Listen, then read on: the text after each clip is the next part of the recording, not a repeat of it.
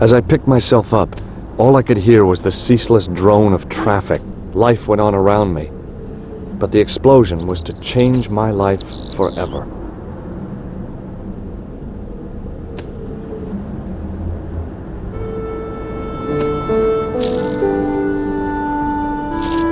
The leading article referred to the visit of a Nobel Prize winner from some unpronounceable Eastern European state. That was the only news story. The rest was rumor, gossip, and sensationalism. Then I noticed the writing at the foot of the page.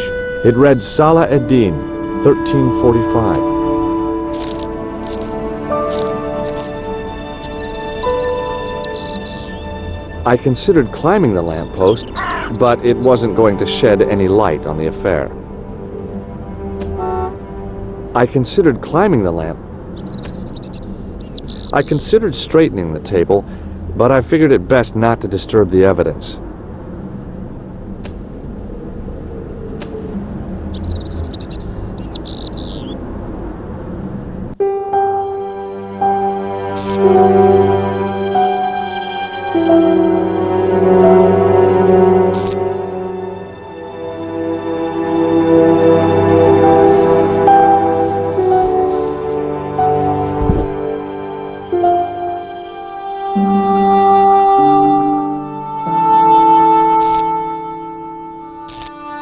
Oh, my head.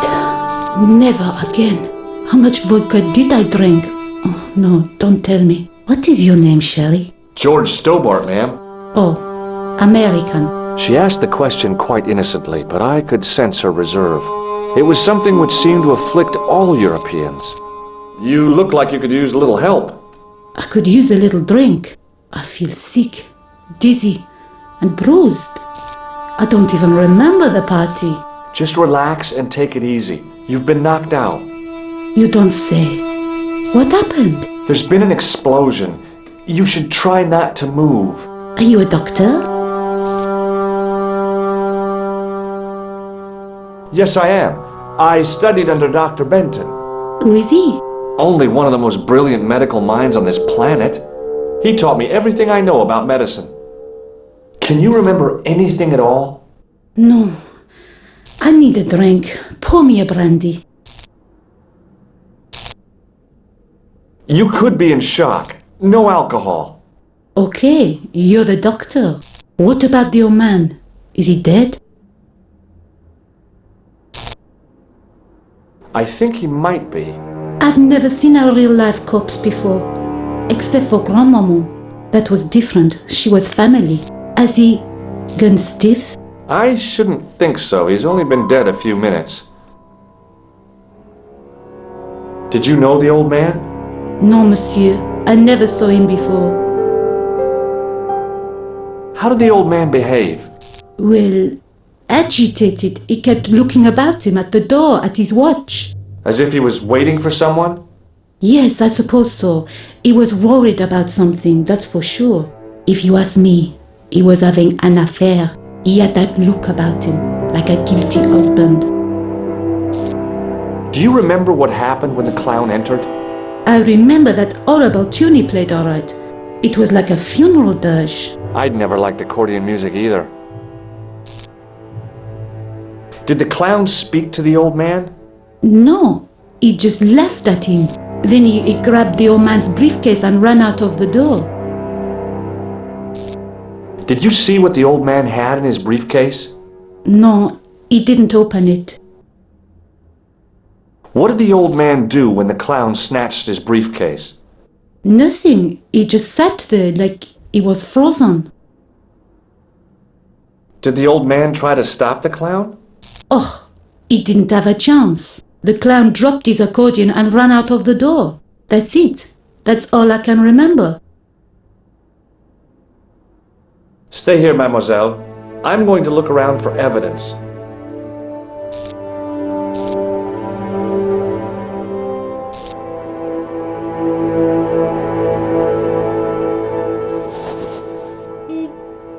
I tried not to meet his stare as I searched the dead man's pockets. No wallet, no papers, no credit cards. The guy's past was a blank page.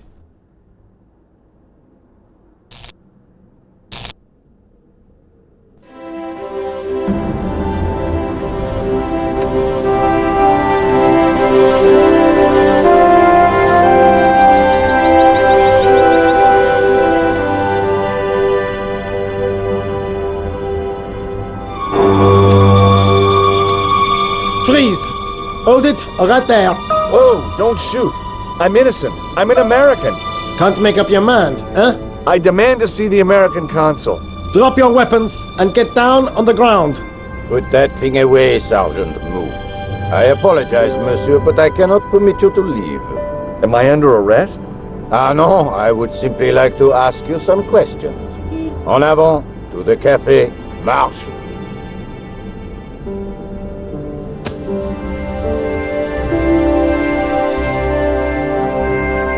What a mess. This bombing is an outrage, is it not? Stop that, monsieur. Stop holding your breath at once. Has it occurred to you that he may be dead, Mou? Oui, monsieur, but I prefer to look on the bright side. Besides, I recall a case where the killer escaped by feigning death. However, in this case, the man is quite dead. Clearly, the killer knew of his presence and... How many times have I warned you about premature extrapolation? All we know is that he is dead. It seemed reasonable to assume... A great detective assumes nothing. Take Maigret, for instance. But he was a fictitious character, monsieur. Why, he was no more real than Poirot or Tintin. That's different, Mou. They were comedy Belgians. Anyway, it is unlikely that even you will learn much from talking to the dead. Examine the girl and take her statement, if you can.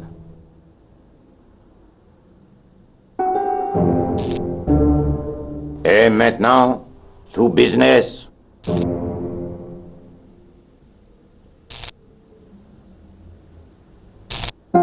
Your name, please?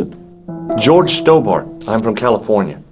And what brings you to Paris, Monsieur Stobbart? Travel. I'm touring Europe. You chose well. The city is most beautiful at this time of year, no? Yeah, I guess so, apart from the bomb blasts. Were you in the vicinity of the cafe at the time of the explosion? Yeah, I was sitting out on the sidewalk. I was lucky I wasn't killed. The inspector passed over my remark with no reaction. Did you see the deceased enter the cafe? Yes, I did. Was he alone? Yeah. And did he say anything to you? No. He was more interested in the waitress. Did you see anyone else in the cafe? Yeah, there was a guy dressed as a clown. He was carrying an accordion. An accordion? Bon, the picture is forming in my mind, and it is not a pretty one. Is the girl all right, Mou? She'll live. She confirms the doctor's statement. Oui?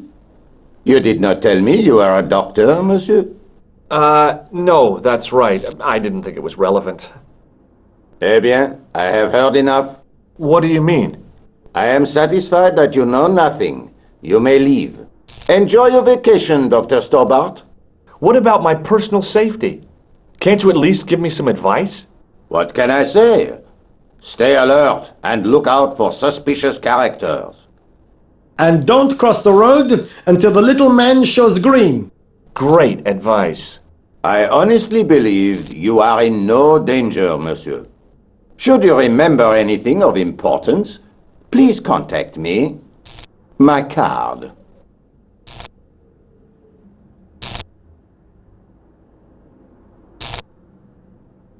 Thanks. That is all.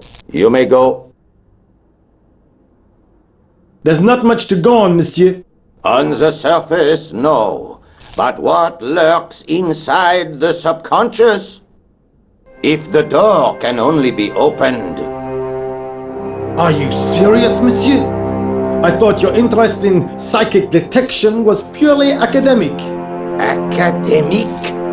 You are about to witness a scientific breakthrough.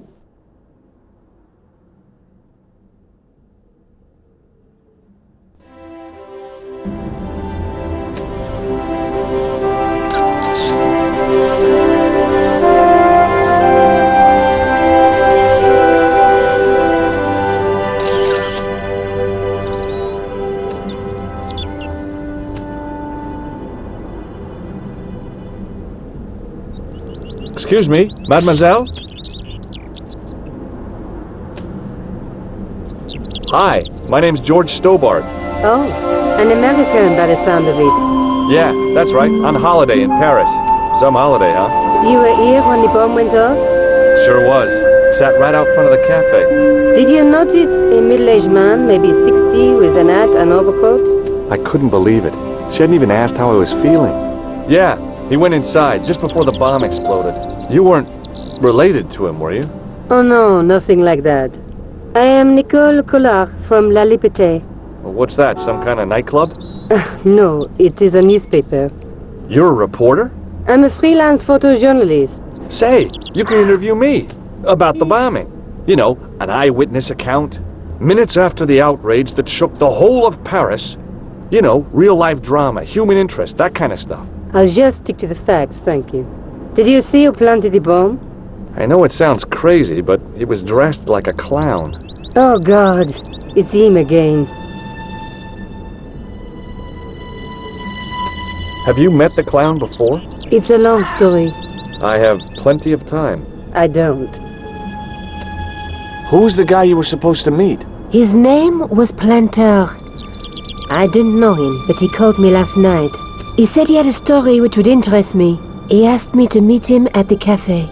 I guess I'll never know what he wanted to tell me. Not unless you have Rosso's gift for psychic interrogation. Why won't you tell me about this clown? Why do you want to get involved? Because he almost killed me. Isn't that reason enough? I guess so. Listen, I'll give you my phone number.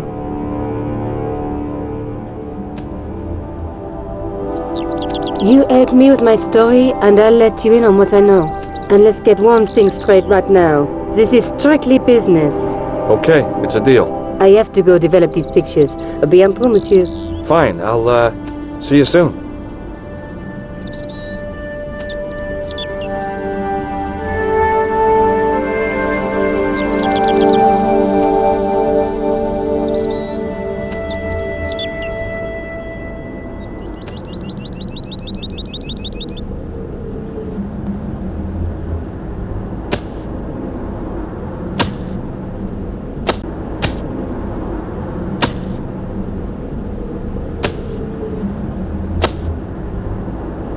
Hi, can you spare a few minutes?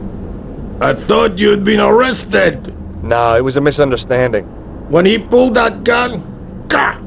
I thought that was it. Those automatics pack quite a punch, you know? He made a mistake. He thought I was a terrorist. You? A terrorist? Ha! He was only doing his duty, I guess.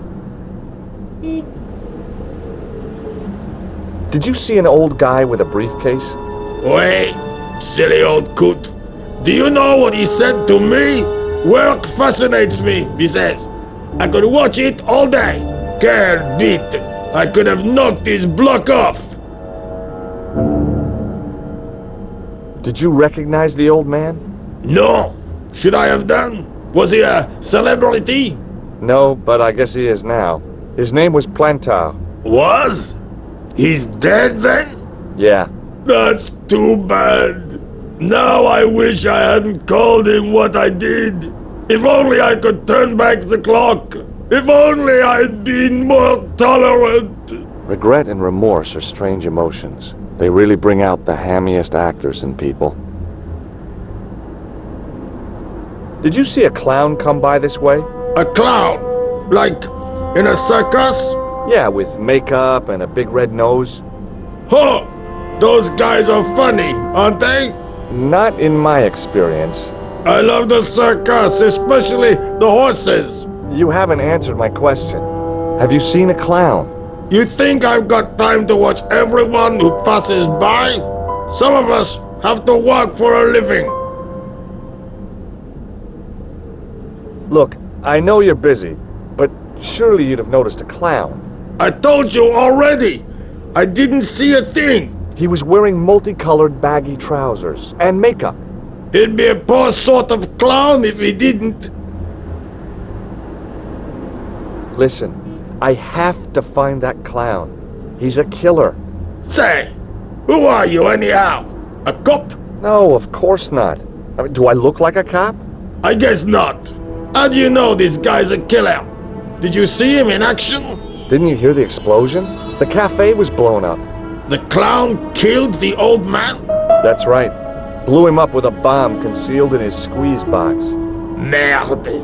But why did he go to the bother of dressing up like a clown? Who can unravel the tangled logic of a killer's mind? I guess it's some deep-seated psychological need. Or just plain showmanship. Would you like to read my newspaper? I haven't got time to read that. Can't you see I'm busy? You could read it on your lunch break. 10 minutes is all I get. And if my boss had his way, I wouldn't get that. He'd have me on a drip, so I didn't have to stop to eat. Oh, take the newspaper and quit complaining.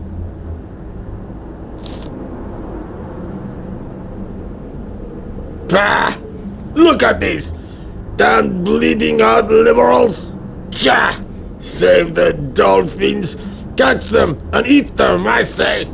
All that fuss over a bunch of fish! Nah, that's more like it! Look at the size of those!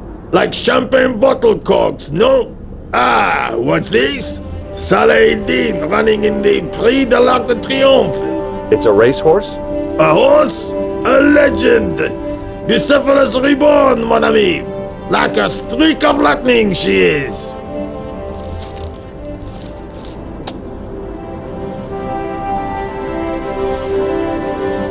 Do me a favor, won't you? Keep an eye on my hole. I'm off to put some money on that nag.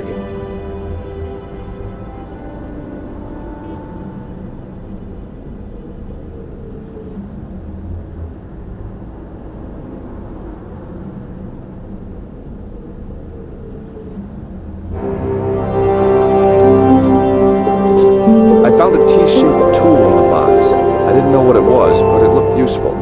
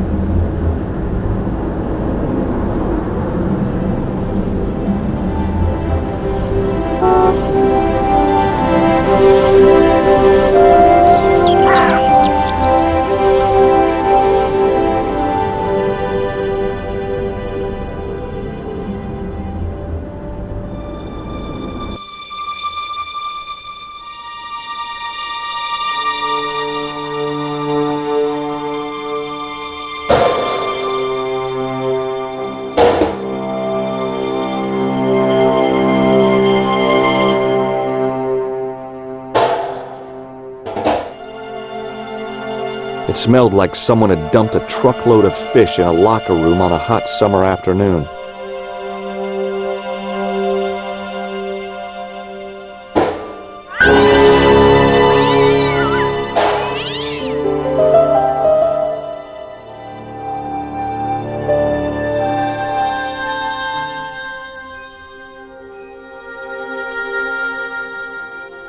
I tried to lift the cover with my fingers, but couldn't gain any leverage.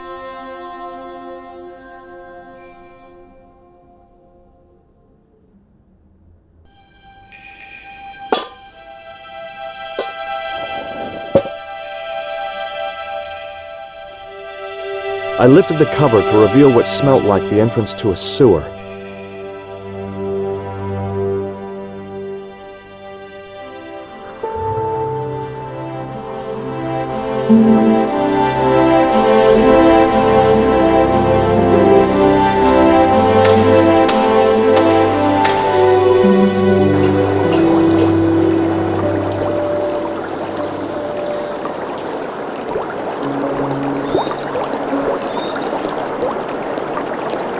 As I picked up the plastic ball, I realized it was intended to be worn. It was the clown's red nose.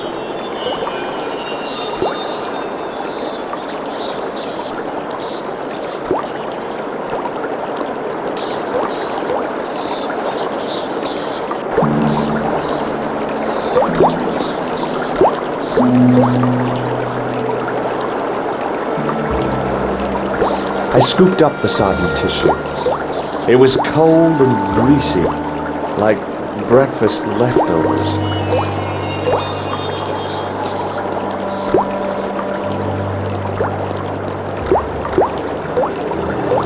I took hold of the scrap of material and unsnagged it from the spike.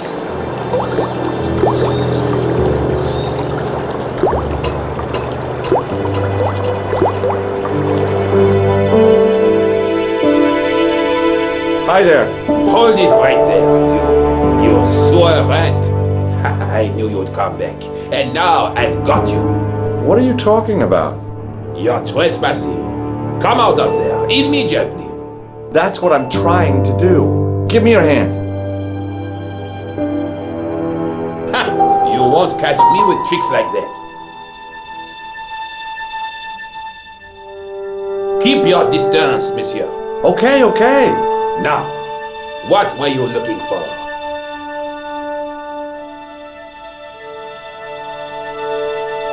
I was looking for a clown. Huh, ridiculous. Do you really expect me to believe that? He planted a bomb in the cafe and blew it up. What? The cafe? Blown up? Mon Dieu, that is awful. And you say the person responsible was dressed as a clown? That's right. He blew up the cafe, escaped into the sewer, changed his clothes, and came up here.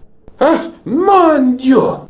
Then, the man I chased, do you think that man and the clown are one and the same? Well, yes, it had crossed my mind. Ah, that still does not explain what you are doing down the sewer. For all I know, you are in league with him. Oh no, I'm just a tourist. Haha, most tourists are content with the Eiffel Tower, the Louvre, or the Pigalle. I didn't realize my waste pipes were such an attraction. Tell me about the man you apprehended. What is there to tell? He was a typical criminal type, just like you. Does the name Plantar mean anything to you? No, it doesn't. Who is he? The man who was killed in the cafe. I'm gonna find the guy responsible. I'll find him. Even if it means following him down every sewer in every city in Europe. Ah, you need some sensible boots. You won't get far in those stupid sneakers. Do you know the waitress at the cafe? Oh, she isn't hurt, is she? No, she's fine. Oh, thank heavens. A poor girl like her isn't safe with the likes of you roaming the streets. Can't you understand? I'm not a gangster. I'm an American tourist. Ah, that's what you say. Was the guy you saw carrying a briefcase? I didn't notice. Now are you going to leave? Or do I have to call the police?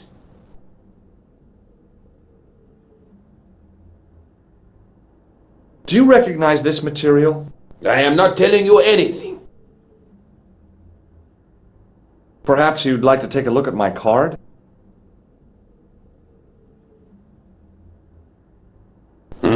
What is this? Inspector Augustin Rousseau? What does that say? Hominoid Division? A homicide. I think the ink's smudged. Then you are not a tourist. Okay, I'm not. I lied to you. And I'm sorry. Don't apologize, monsieur. You know, I had a feeling there was something different about you. It is your posture, your poise. Oh, yes. There is no mistaking the bearing of a disciplined man. And I should know. I was in the army, you know. When I was your age, I was fighting for my life in the African desert.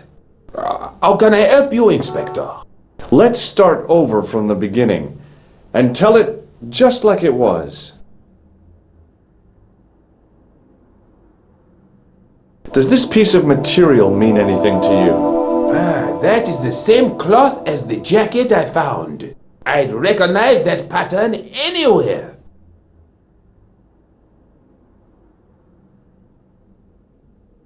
Now, about the jacket you found. Do you have it here? No, monsieur. One of the sleeves was badly torn, so I sent it for repair. A pity, because otherwise it was a fine piece of quality tailoring. It had the tailor's name inside on the label. Where did you send the jacket? I gave it to an itinerant Romani seamstress. Just my luck. Was there anything in the jacket pockets? Not a sou. You know what I think? Do tell me. He changed out of the clown suit and cunningly disguised himself as an ordinary person. Looks like I'm up against a mastermind. What was the name on the label? It was a foreign name. Todrick, I think. Did you get the address? There wasn't one, monsieur. Only a telephone number. Well, I don't expect you to remember a phone number you've only seen once. 74 98 08 59. You're kidding. That's his phone number? Yes, that's it. A little trick of number that I learned in the desert. I was taught the technique by a Tuareg shaman. That's incredible. It comes in handy at the supermarket checkout. Do I get a reward? Honesty, monsieur, is its own reward. Then I'm glad I do not rely on honesty to pay the bills. Tell me about the man you apprehended. He was a mean one, monsieur. He grabbed me in an armlock. His face suddenly next to mine. His grip was like iron, but he did not know what he was up against. Oh no! He made a big mistake when he took on one of the desert hyenas. Yes, I get the picture. Does the name Plantar mean anything to you? No, it doesn't. Do you know the waitress at the cafe? So you don't want to hear about my experiences in the desert? I fought to make this country what it is today. I'm sure you did, but I'm a little short of time. Do you know the waitress at the cafe? You can't suspect her, surely. Just answer the question, please. Yes, I know her. Quite well, you could say. She came to work at the cafe 6, 7 months ago. I look forward all week to the relief she gives me when she visits. Really? So you'd miss her if she wasn't there? Oh, mais oui! Who else would I find to cut my toenails? Was the guy you saw carrying a briefcase? Why, yes, he was. Clutched in his arms like a baby. That belonged to his victim. Oh, what do you think was in it? Drugs? Stolen jewels? I don't know, but the killer thought it was worth a man's life. Nothing is worth that, monsieur.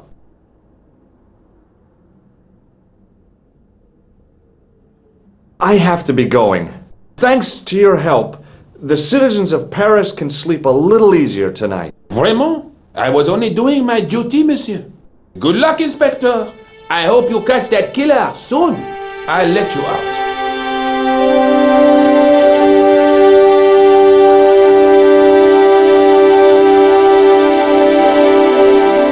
I hope you find your man, Inspector. So do I.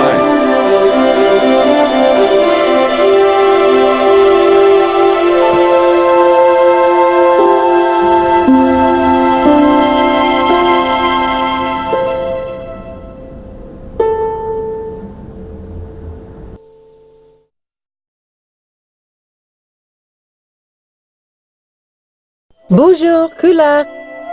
Oh, hi.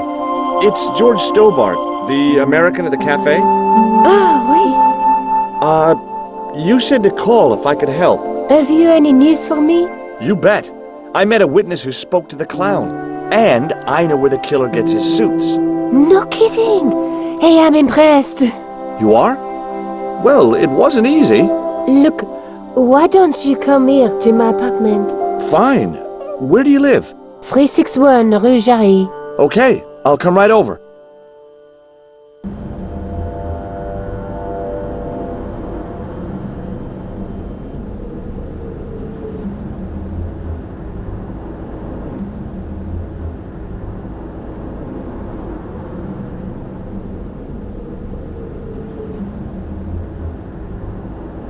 Sergeant Moo? You heard the inspector. Go on, monsieur. Did you find the victim's briefcase yet? No, sir. The inspector gave me specific instructions to guard this door. Until he countermands these orders or backup arrives, here I stay. I really did see the clown. He ran into the alley across the street. Did you follow him? I lost him. I figured he went underground. Do you know how many kilometers of sewers there are beneath this great city?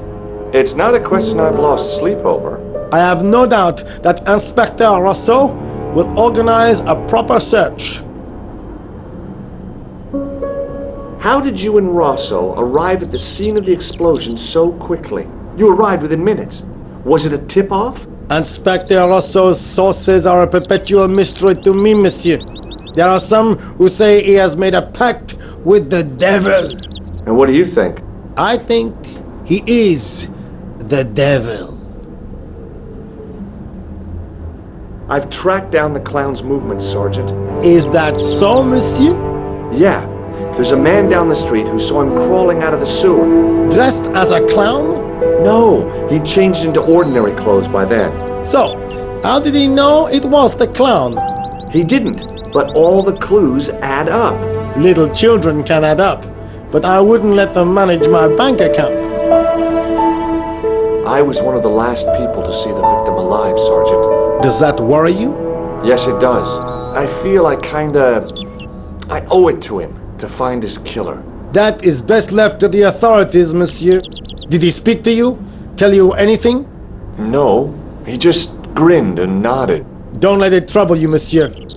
Go home and try to forget. See you later, Sergeant.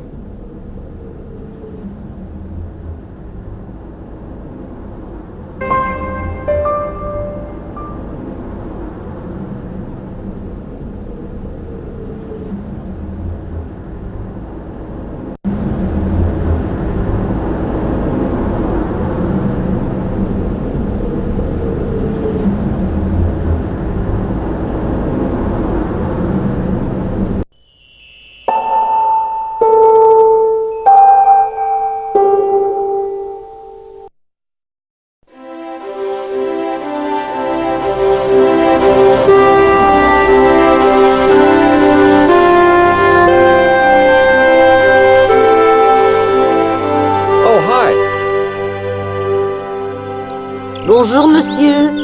Would you like me to foretell your future? No thanks. I'm very good, and it only takes a minute. Thanks all the same, but I'm not superstitious. Besides, if it only takes a minute, that's not much of a future to look forward to. Are the flowers for sale? Oui, monsieur. Okay. I'll take a bunch of those white ones. I wouldn't do that if I was you. No? They are lilies, monsieur. Some people associate them with death. Yikes. Thanks for telling me. What other flowers do you have? Dahlias? What do they signify? Insecurity. I don't want to give her the wrong idea about me. What about the tall yellow ones? Those are iris, the flame of passion. And the little yellow ones? Sensuality. Oh, they're no use to me. I want to make an impression, not jump down her throat. Do you know a young woman called Nicole Collard? Yes, I do. She lives upstairs from me, in the apartment block across the street. The door isn't locked, but you'll need to give it a gentle nudge. It sticks, you see, because of the damp. The landlord said he'd fixed it before winter sets in. He's been saying that for 3 years. How long has Mademoiselle Collard lived here? A few months. She's in for a shock when the cold weather comes. Drafty windows, insufficient heating, it's a struggle to keep warm. The only reason I stay is because the rent is cheap. You're a young lady. She deserves better. I thought Mademoiselle Collard was a successful photographer. Not as successful as she makes out for all her fine clothes. Oh, I've heard her crying herself to sleep at night. That's awful. Now don't you let on that I've told you. She's proud, that one. Too proud, if you ask me. I've changed my mind. Will you tell my fortune? You're going on a long journey. My, oh my. What a surprise. Can you tell me anything I don't already know? 10 francs, please, my dear. 10 francs? That's a ripoff. Please yourself. How does this fortune-telling routine work? If I knew that, I wouldn't be selling flowers for a living. Haven't you ever wondered why you were blessed with the gift? Well, it's a bit like satellite television, I suppose. Some of us are born with a built-in receiver dish. I just happen to be one of the lucky ones. Can you really foretell the future? Only time will tell, monsieur. The strange thing is, I can't seem to see myself in the future. Other people, I have no problem. But when I try to see what might happen to me, nothing. That must be scary. Maybe. I figure it's a kind of natural safety mechanism. Either that, or I don't have a future. See you later. That's right, monsieur. You will.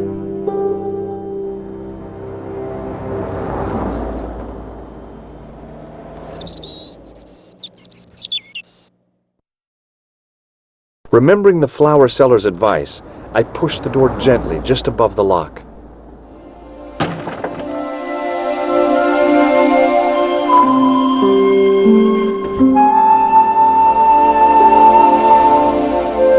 Bonjour.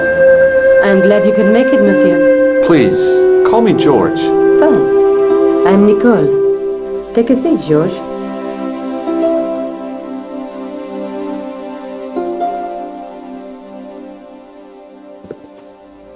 Eh bien? And what have you been up to? I've been exploring the sewers beneath the cafe. I thought I could smell something bad. The clown used the sewer to escape and to change out of his costume. I guess he was in a hurry. He left his jacket behind. And? I got his tailor's phone number. You had better luck than I did. Luck, she said. Luck! Hard work, I'd call it. What happened? I took my photographs to the editor, but he wasn't interested. Can you believe it? He told me to drop his story. But you're not about to do that. Oh no! I am going to find out what's behind these killings. You know what I think? It's a conspiracy. The police in 3 different countries have kept very quiet about the murders. The press don't connect them at all. They blame them on political, religious, or militant minority extremists. Well, that covers just about everyone.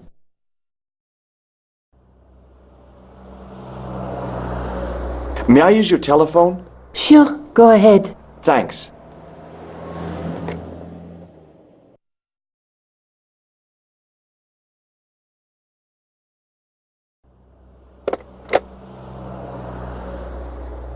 How did Plantar get your name? Well, the newspaper, La Liberté, had written an article linking 2 unsolved murders, one in Italy and the other in Japan. The cases were remarkably similar. A wealthy victim, no apparent motive, and a costume killer. Plantar said he could supply me with more information. Somehow, the clown must have known about our appointment. Tell me more about the clown's previous victims. The first was Onno Bellotta, the millionaire pharmaceutical baron. He made his money from amphetamines in the post-war slimming and diet boom. Imagine it! Millions of housewives literally speeding their butts off. Was he killed for his money? No. He had no living relatives, and his fortune went to the orphanage where he'd grown up. The only witness in the case was his Filipino au pair. She swears he was led to his death by a snowman. What about the clown's second victim? Yamada, the controversial Japanese green politician. He inherited his fortune from his father's electrochemical consortium. He was committed to dismantling Japan's automobile industry. I can't see him gaining much support with a loony policy like that. Yamada was a man of vision. He was years ahead of his time. If you say so. How did he die? At the hands, or should I say, flippers, of a giant emperor penguin. A snowman, a penguin, and now a clown. You know, I hate to admit it, but this is scary. And I'll tell you what, I won't be accepting any invitations to costume parties. I don't blame you for being scared. I am too. But this story could be my only chance of a big break. Or a premature death. You speak very good English for a French girl. Thanks. You speak very good English from America. I found this false nose in the sewer. Hey, what's this inside it? The contents of someone's nose? Don't be cross, George. It says La Risée du Monde. Masks and costumes. It's a costume shop near the Gare Saint-Lazare. I'll check it out. Maybe the owner remembers who hired the clown costume. Why don't you put it on, George? No way am I wearing this. I'd look really stupid. Besides, he might have had a cold.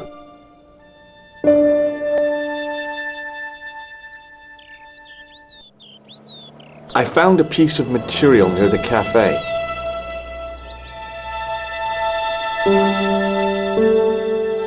When I showed it to the concierge, he recognized it right away. It's very distinctive, all right. Just wait until you see this. I developed the film I shot at the cafe. Here, George, it's an enlargement I made. Look what that guy's wearing. Checkered pants. The same material as I found in the sewer. That's right. This guy shouldn't be difficult to find. Oh no? Take a close look at his left cheek. A scar. In the shape of a horseshoe. Oh, a crescent moon.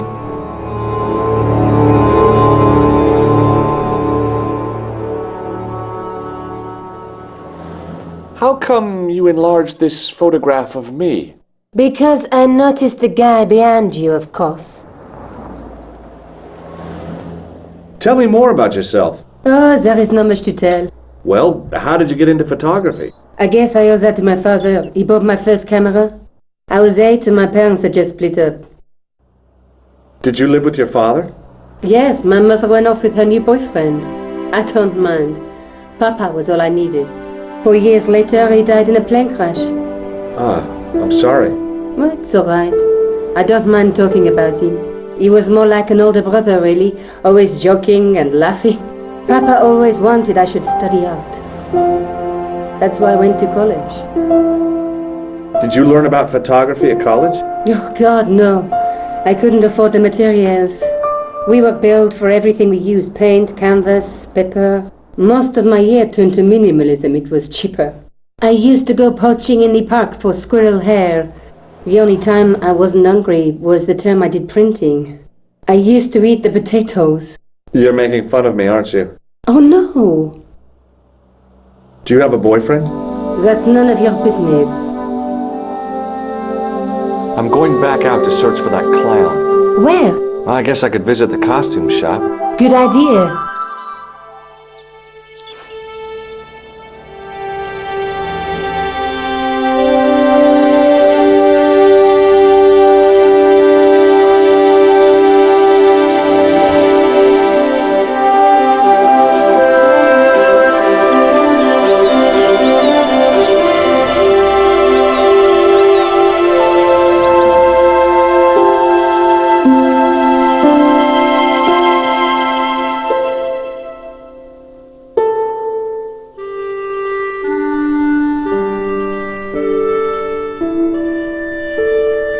Excuse me. Bonjour, monsieur. Please, come in. Welcome. Leave the mundane world behind, for in these four walls, fantasy is king. I don't want a costume. Didn't you ever dress up when you were a child? Not that I remember. Incredible! You'll be telling me next that you never shared your elder sister's lingerie. I don't have a sister, and I think I'd look pretty silly in a brassiere. I just need some information. Of course. How can I help you? Have you heard of a man named Plantile? I do not recall anyone of that name. I'm looking for a man who hired a clown costume from you. Oui, monsieur. I do not see how I can help. Don't you keep a record of costumes that you've rented out? Of course, monsieur, but... Well, then I'd like to check your records. Give me the names of everyone who's rented a clown suit. Impossible. There are too many. The clown I'm looking for is a cold-blooded killer. Give me his name, and I'll see he's brought to justice. I'd help you if I could, but you can't expect me to remember all my customers. You see, the clown costume is our most popular line, monsieur. On average, we hire out more than 30 clown suits a week. You'll have to give me more to go by. A description, perhaps? Do you recognize this man? Ah oui, he was here this morning.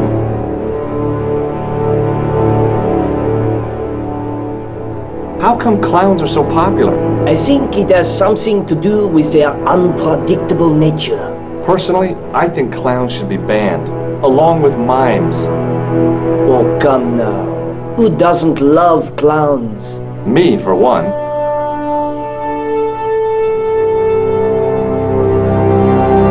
Do you want this red nose back? Not after it's been worn, thank you. Are you sure this is the man who bought grease paint? Oui, monsieur. Are you sure this is the man who bought grease paint? Oui, monsieur.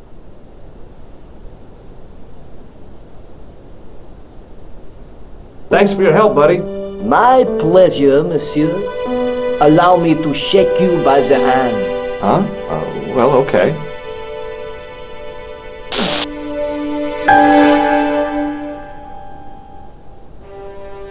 What are you trying to do, kill me?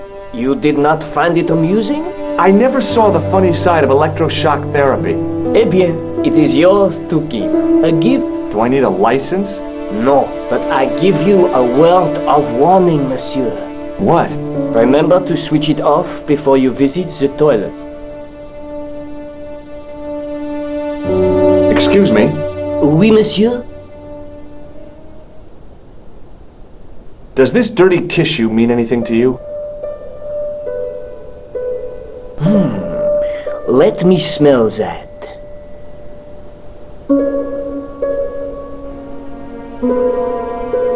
Bestheimer's number 7 white pancake.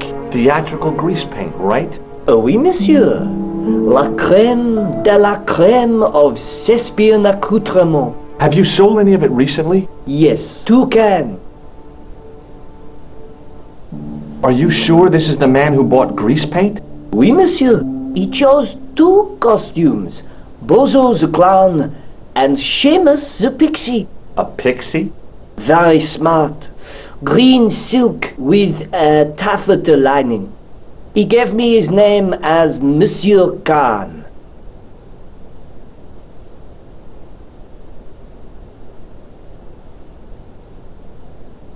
Are you sure this is the same? Certainement, Monsieur Khan. Do you want this buzzer back? No, you keep it. Thanks for your help, buddy. My pleasure, monsieur.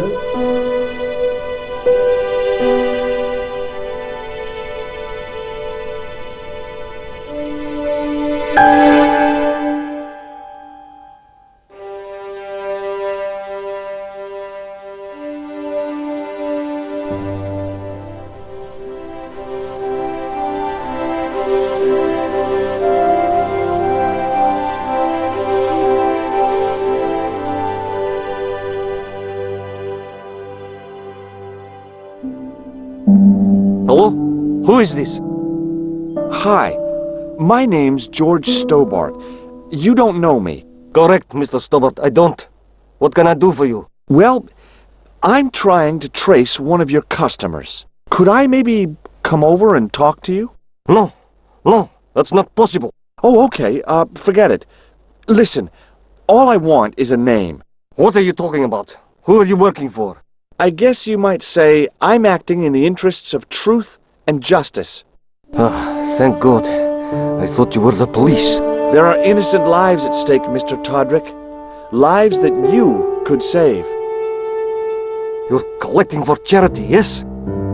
No, I'm not. All I want from you is information. Go on. I'm listening.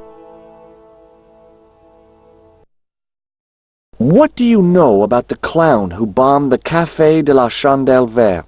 I don't have no idea what you're talking about. You're cool, Todrick. But I think you know more than you're saying.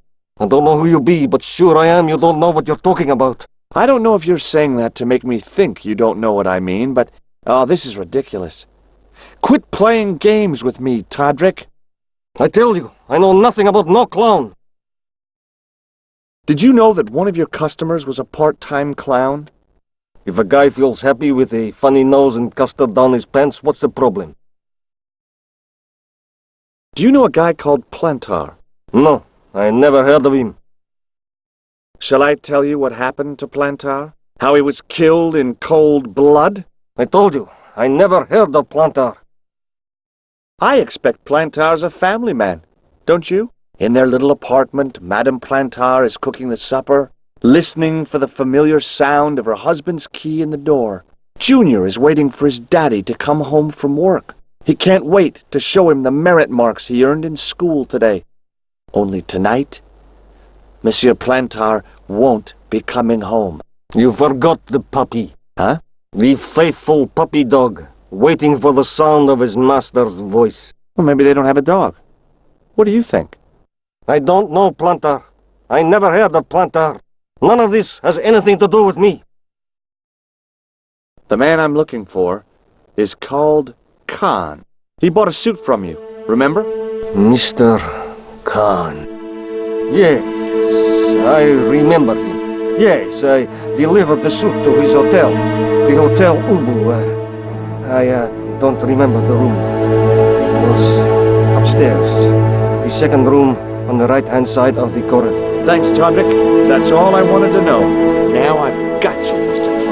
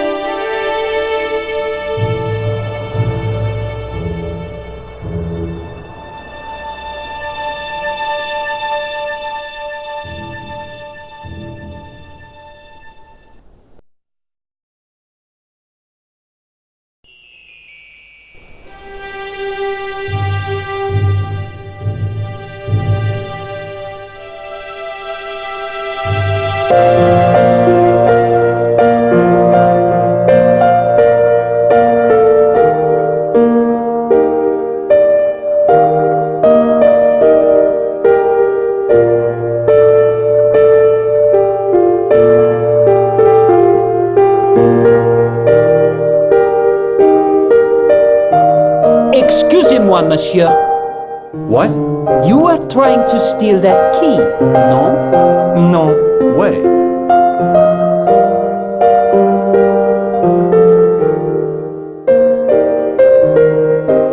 I want some information. Who are you? The police? I'm conducting a private investigation. Ah, I know only too well what you mean. That is one of the drawbacks of the catering business. When people book into an hotel, they leave their morals at home, no?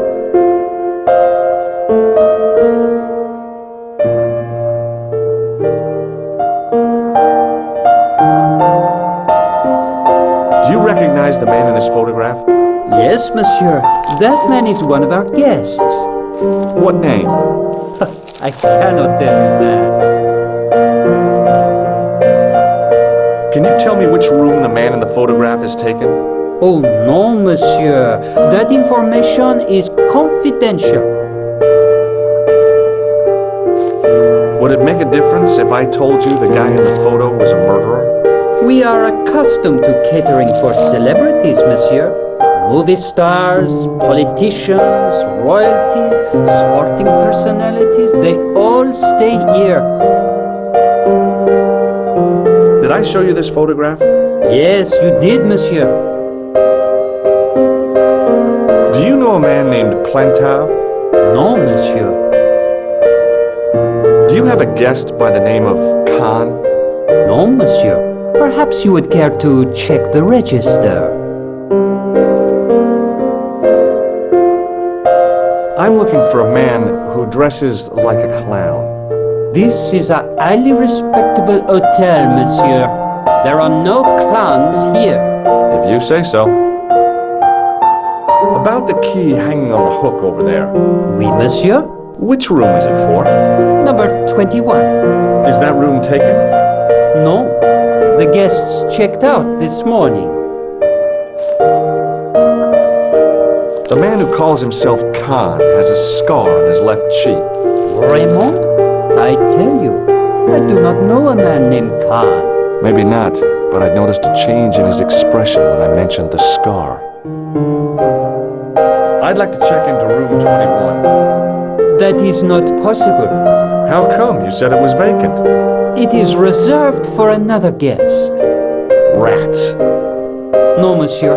Dutch. Thanks for your help, buddy.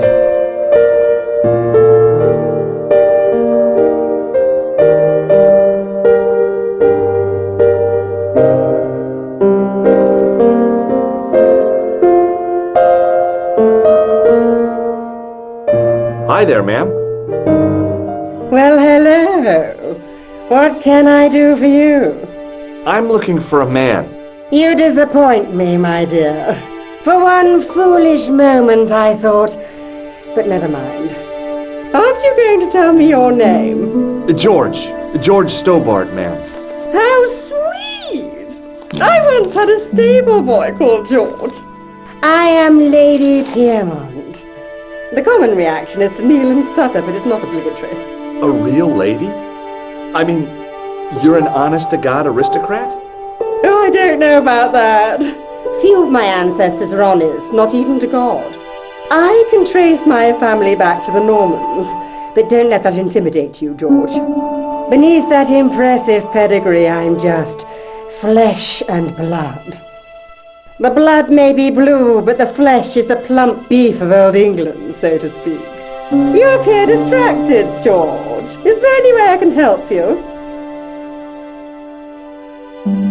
Would you distract the clerk while I borrow a key? Are you asking me to aid you in a criminal act, darling? Oh no! It's the key to an empty room.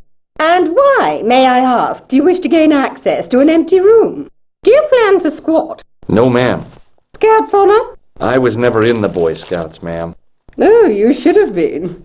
What were your parents thinking of? It's a fine way for a boy to get licked into shape. Now tell me, why do you want to get into that room? I'm a detective. We do these things. Now you're being ridiculous. If you can't supply me with a plausible explanation, I'm not interested. I really need that key bad. I'm not convinced I should help you, darling. Do you recognize the man in this photograph? My God, it's him! That's Merlin! She represented everything I loved about the English. The lady was totally deranged. Merlin? You mean King Arthur's wizard? Good heavens, no! Monsieur Merlin is a fellow guest. Did I show you this photograph? Yes, darling. The man you know as Merlin is a fake. What do you mean, sweetie? He's a murderer. He also uses the name Khan. I am shocked, Mr. Stobbart. Shaken. I took him to be a gentleman, a man of honor. Do you know, I'd rather like to assist you in stitching him up. When did you last see Merlin? It was no more than an hour ago. He came downstairs and spoke to that clerk chappie. Something passed hands. I couldn't see what exactly. A briefcase? No, smaller than that. A bundle of papers, perhaps. The clerk put it in the hotel safe and Merlin went out. Are you sure you saw Merlin putting documents in the safe? Yes, darling, positive. I wonder what they were. Obviously something of great importance. Yeah. I'd sure like to get my hands on whatever it is. I'll bet they had something to do with Plantar's briefcase. Has Merlin returned to the hotel? No, he hasn't. Are you going to search his room? If I could get in there, I would. And that's why you want the key? Yes, ma'am. I shouldn't think my feminine charms would be much use in this case. But a good dose of English arrogance might do the trick.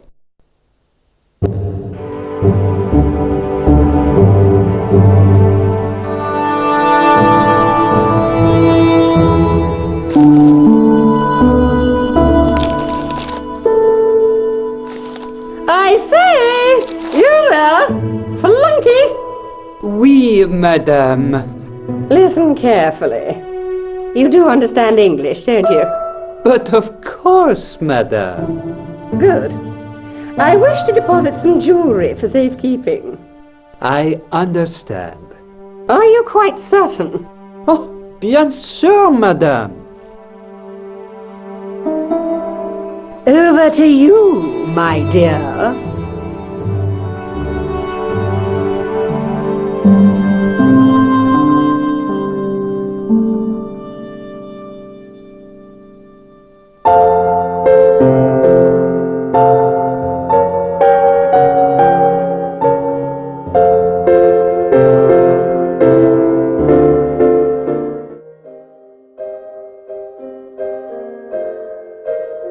The door was locked.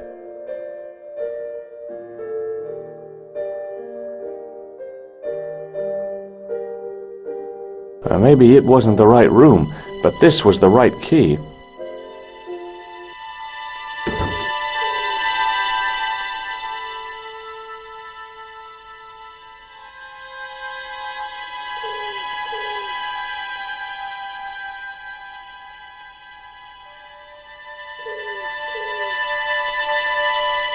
The cabinet was empty, but it smelt of onions.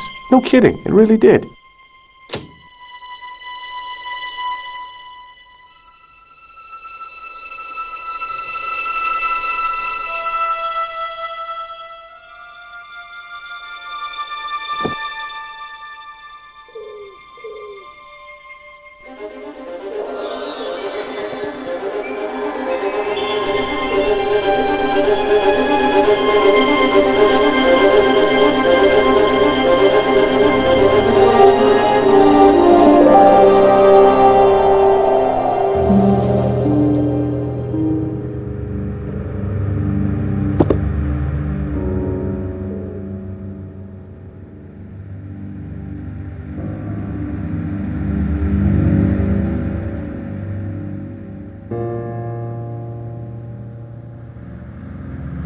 The bed was freshly made, and the crisp white sheets told me nothing about the killer's habits.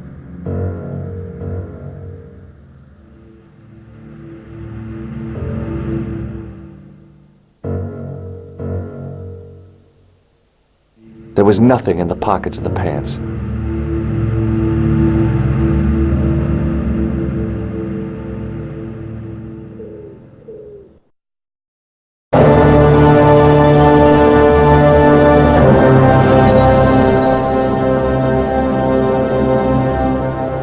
I had the kind of feeling in my stomach that would usually send me running to the bathroom.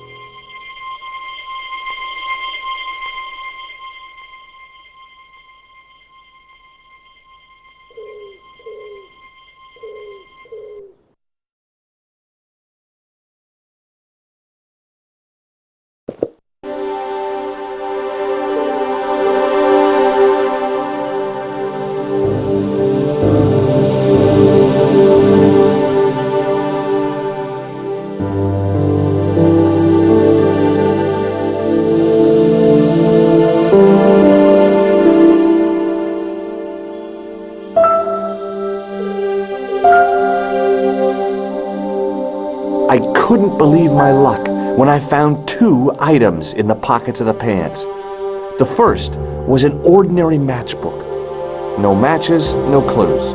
The second was a pass card which read, Thomas Merlin, Gruber Electronics Corporation.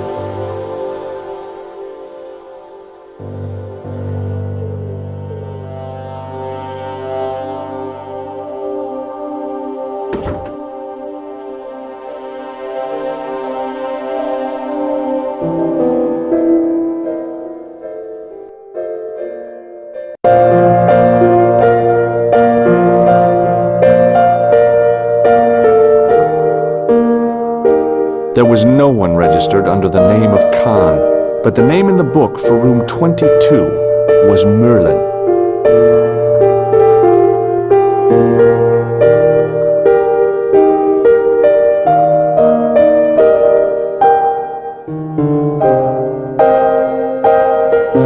What now, monsieur?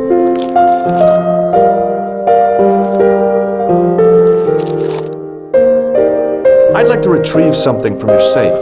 Ah, oui, monsieur. May I see some form of identification? Like what? A driving license, perhaps? I don't drive. Your passport? I don't have it with me. I could show you my operation scar. I'm sorry, monsieur. I must have some form of unique ID. You won't find a more unique ID than my scar. I'm sorry. I must insist on a more traditional identification. Rats.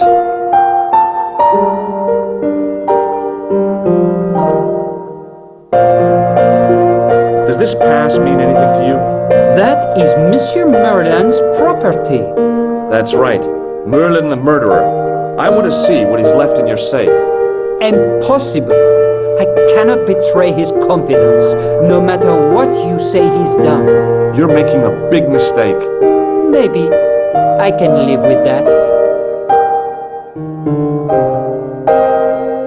Did I show you this pass? Oui, monsieur.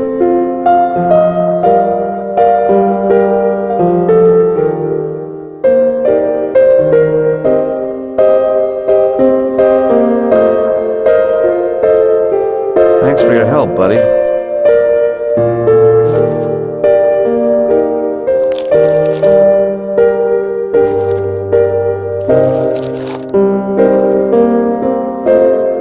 Hi, ma'am.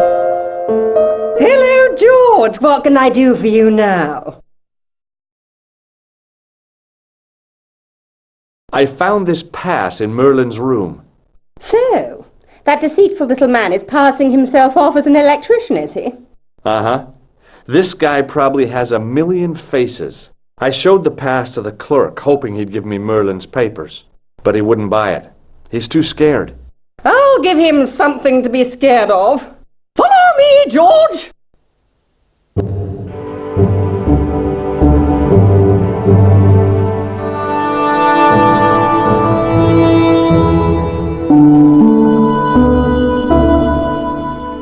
Did you place a package from Merlin in the hotel safe? I did, madame. And did my friend here show you Merlin's identification? Indeed he did, but What's the problem? he isn't Merlin. A mere academic detail. Give him the package. But that is against the law. I happen to be a justice of the peace, you silly man. I am the law. If he tries anything, shoot him, George. My pleasure, Lady Piermont. One moment, please.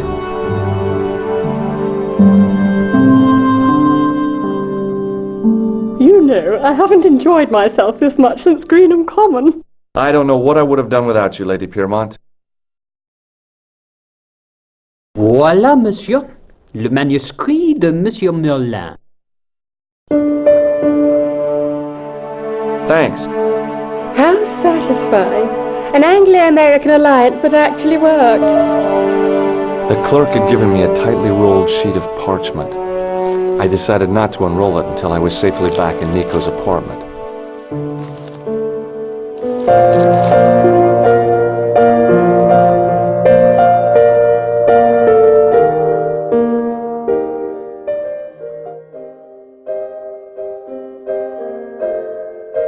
The door was locked.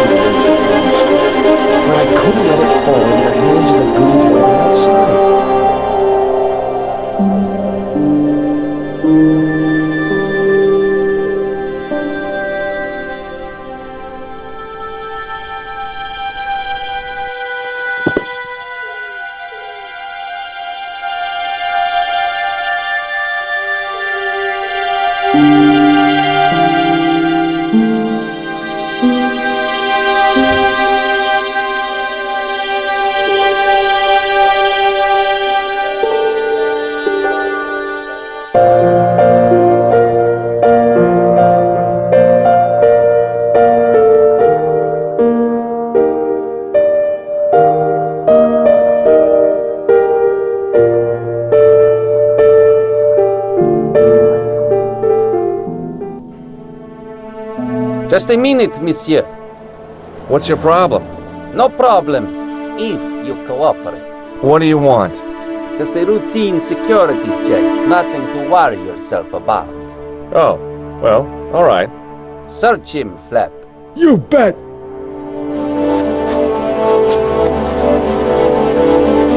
Hey, knock it off. Get off, you big ape. Nothing, Guido. Zilch! Our apologies, monsieur. What? I had to report you to the authorities. Round here, we are the authorities. You want I should break his arms? No. Let him go, Flap.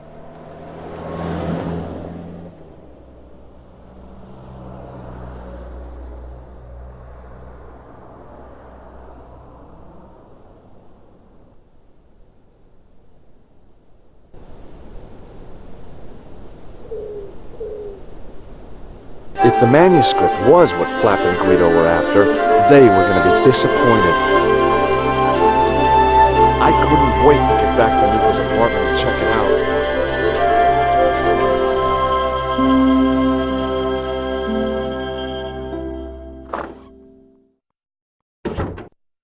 You're just not going to believe what I've found.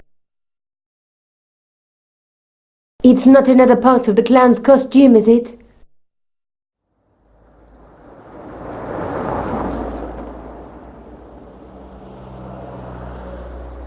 It's a medieval manuscript.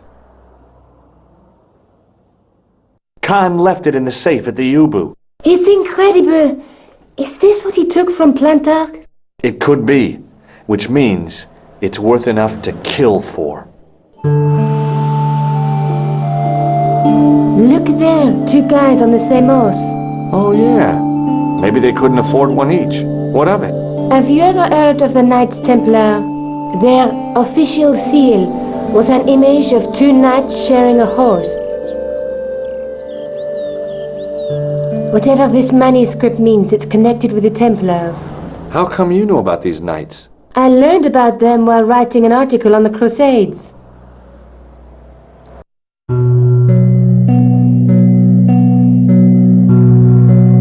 This guy, named Hughes de Payen, arrived one day at the court of King of Jerusalem. He offered to protect the Christian pilgrims from the displaced Muslim armies.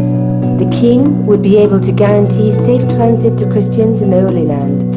Safer journeys meant more pilgrims, and pilgrims meant trade and wealth. The Templars proved invaluable to the king as a mercenary army. It was said that they never asked how many the enemy numbered, just where they were. And as the years went by, the Templars grew in wealth and numbers. They were so rich, even kings came to them for loans. But at the height of their power, they fell foul of the King of France. He rounded them up and turned them over to the Inquisition. Thousands of Templars were subject to torture and confessed to heresy. Of course, at the end of the Inquisition, there wasn't much they wouldn't confess to. The last Grand Master Jacques de Molay was burned alive. But the treasure of the Knights Templar was never found.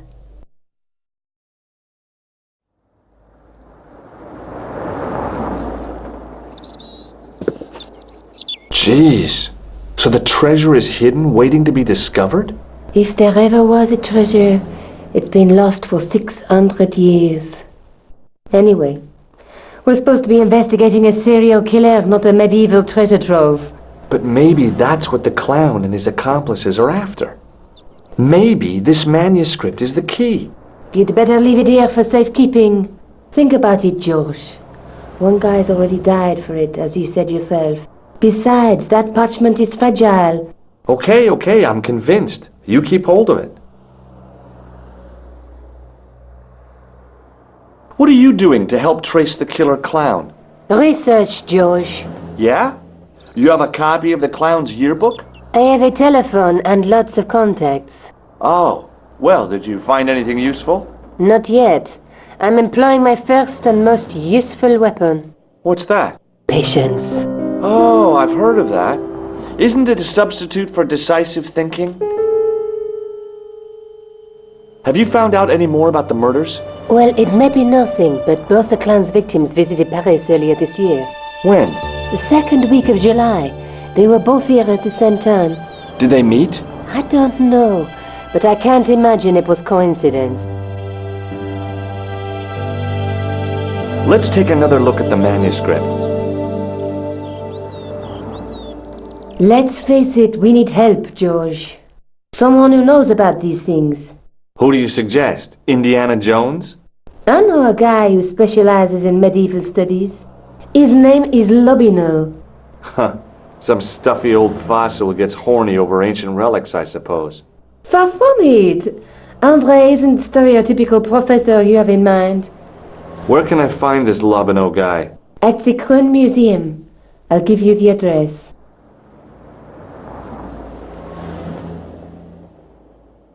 There's a woman looking at her reflection in a mirror, but the reflection has 3 hideous faces. She reminds me of the wicked queen in Snow White.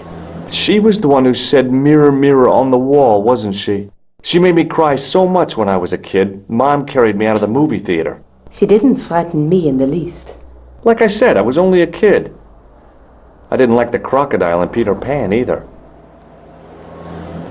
There's a woman looking at her reflection in a mirror, but the reflection there's a woman, but the reflection a knight with a crystal ball. There's something written on the scroll beside the knight. Yes, but it's written in Latin. Per disciplinam mea lux videbis. By my teachings, you will see the light. You speak Latin? Where did you learn a trick like that? A trick? I studied law, okay? I can read Latin. My, you're touchy. Tell me that again. Through my teachings, you will be enlightened. There's a guy working on a loom. He's weaving a carpet or a tapestry. Or a duvet cover. It's a clue to a place, I reckon. Somewhere famed for weaving and ships. Where folk live in barrels? It beats copper boxes. There's a guy with a sword and a bull. The only mythological bull I know of is the Minotaur, but he was only half bull. I don't think I'd like to be half a bull, even if it was the bottom half. What's that object between them? It looks like a gem on top of a tripod.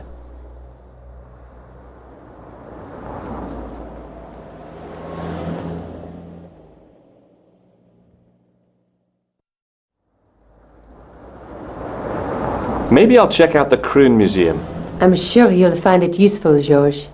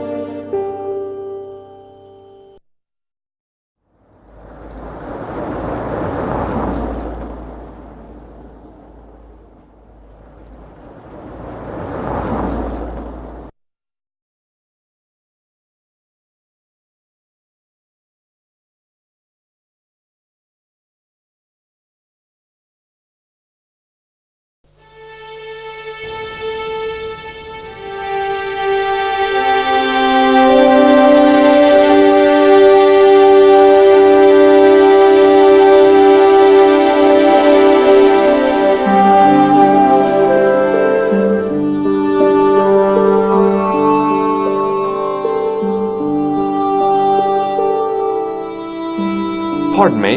Oui, monsieur? Are you Labino? Oh, no. Fancy you mistaking me for him. No, I am the deputy custodian. But Labino does work here. Work? I wouldn't go so far as to call it that. He studies here most days, but as you can see for yourself, not today. Do you know anything about the Knights of the Temple? No, sir.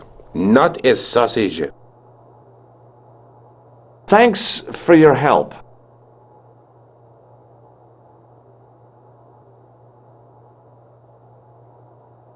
In the case was a spindly tripod, blackened with age and pitted with rust.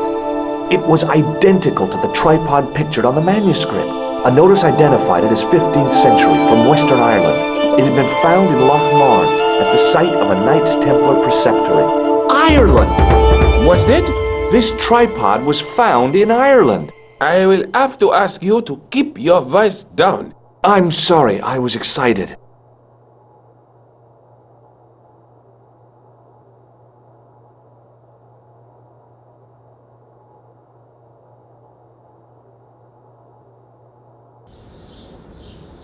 The tripod was definitely the one on the manuscript.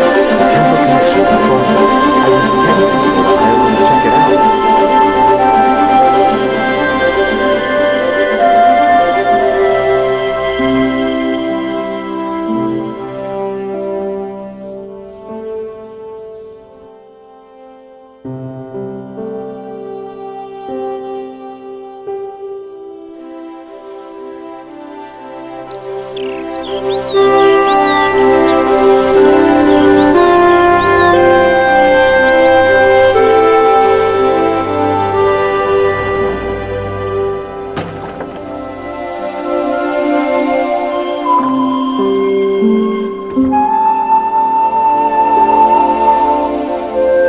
Hi, George.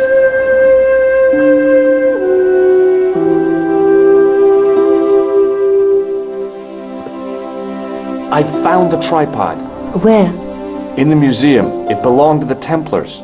It was dug up in Ireland at a place called Loch Marn. I have heard of Loch Marn. I read an article about the castle. Take a look for yourself.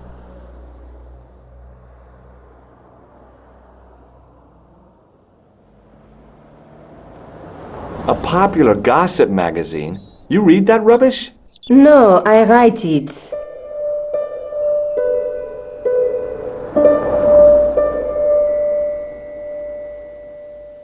Professor Nigel Pegram, excavating the medieval castle at Loch Marn. That's strange. What? He resigned his chair at Durham University in order to devote his time to the excavation. Not only that, but he canceled the filming of a 4th series of his popular television program.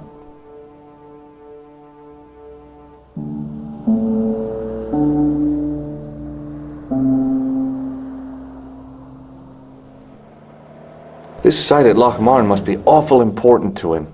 He's a professor of history. They're all cuckoo. All the same, I'd like to talk to this Professor Pegram. How do you feel about a trip to Ireland? Disappointed. Huh? That I won't be going. I want to follow up the Bellotta case. If you really think Pegram's dam is important, why don't you visit Loch Marn? On my own? I'm not so sure about that. Where is Ireland exactly?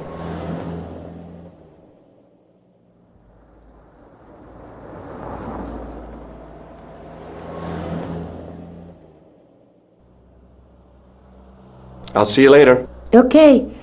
Keep me informed if you find anything new.